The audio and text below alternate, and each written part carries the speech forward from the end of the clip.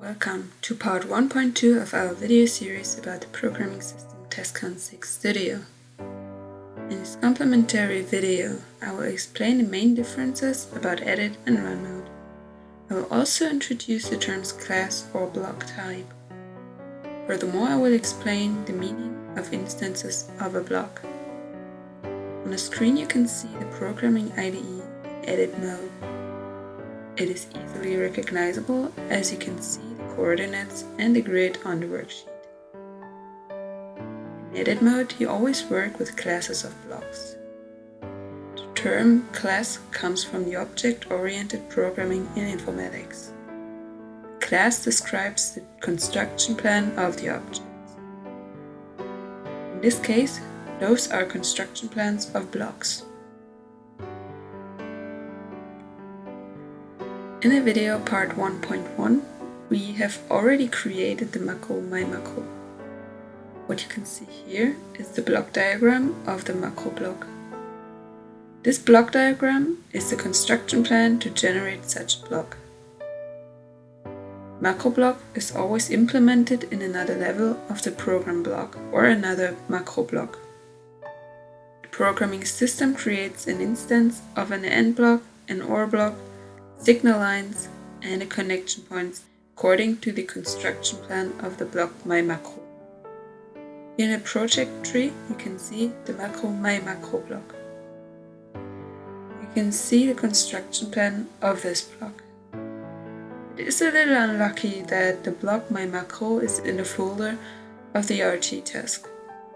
It probably is not quite correct as this block is not implemented in the task itself.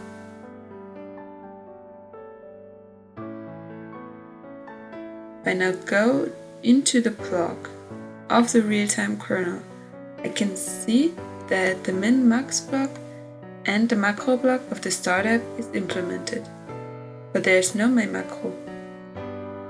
That means that the programming system would not create the block myMacro, and it would also not implement the blocks AND and OR on the controller.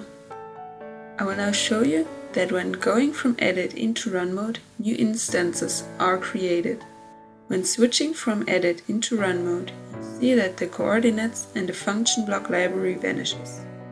In this mode, you cannot change the structure of the function blocks anymore. That means that you cannot change the class of the block anymore. As you can see, the project tree changed as well. There's also no image of a block above the project tree, and in the upper part of the project tree you will recognize that there is no configuration for the root called main. However, that is the configuration. This is a block of the type RT task. This is the program block for the real-time kernel. When clicking on it, there is a block of the type startup on the worksheet.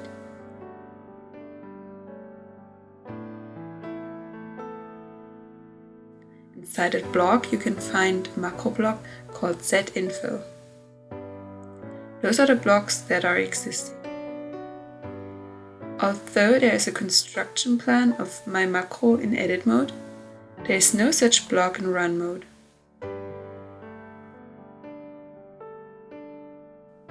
So now I will change back to edit mode. I am going to change the construction plan of the program block. That means to change the class of the program block.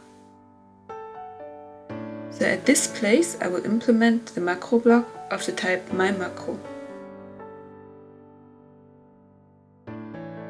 In this case I have implemented the call for the block myMacro in the construction plan of the program block. I will now change into run mode to look at the results. I can see that an instance myMacro was created here in the program block. That is what a construction plan of myMacro says. It demands the system to create an instance of the block AND and an instance of the block OR.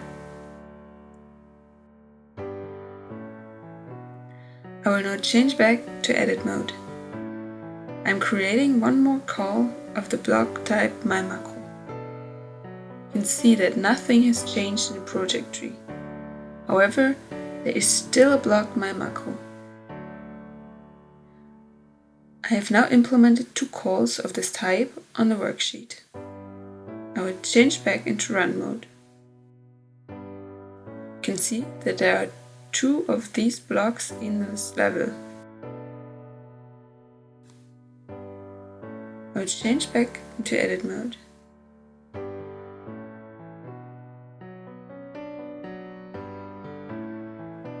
I'm editing the construction plan for this macro and insert 1 more block here, a NOT block. I will adjust the signal line and link the NOT block to the output. I have now changed the construction plan of the block my macro.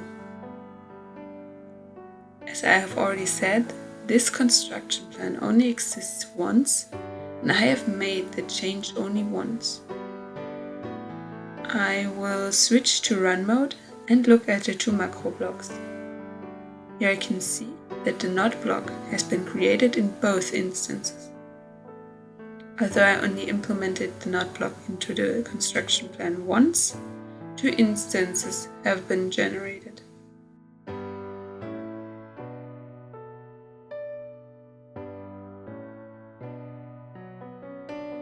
It is even clearer when implementing 1 more input pin. To do so, I will increase the amount of inputs at the OR block and connect the 2 blocks.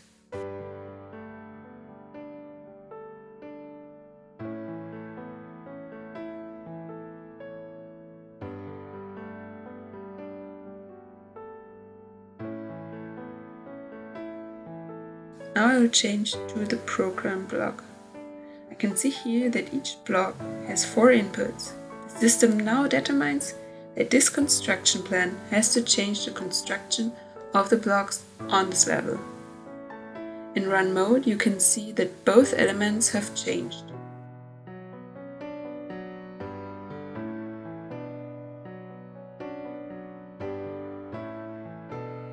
Now to make it clear, I will assign the instance names 1 and 2.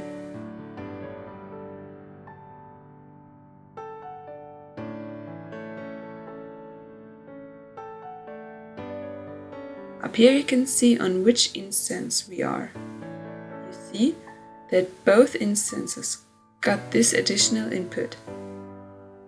Another way to see that we are dealing with instances of blocks is because the signal lines have been assigned memory.